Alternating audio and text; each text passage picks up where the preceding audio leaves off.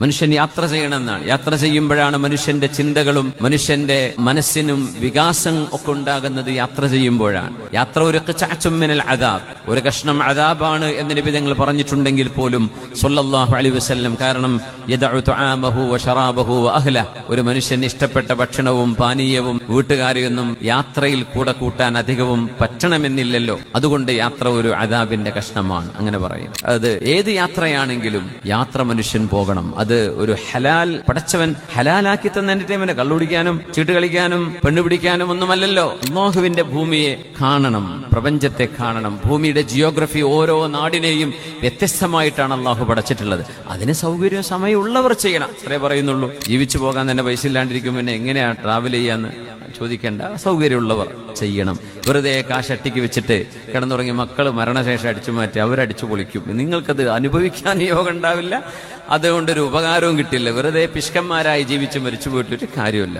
അള്ളാഹുവിന്റെ മാർഗത്തിലേക്ക് ഉപകാരപ്പെടുന്ന നന്മകൾ ചെയ്യണം. ഹലാലായി നിങ്ങൾക്ക് അനുവദിച്ച എന്റർടൈൻമെന്റുകൾ നിങ്ങൾ ഉപയോഗിച്ചോളൂ, ഒരു കുഴപ്പമില്ല. അതാണ് അള്ളാഹു ഇവിടെ പറയുന്നത്.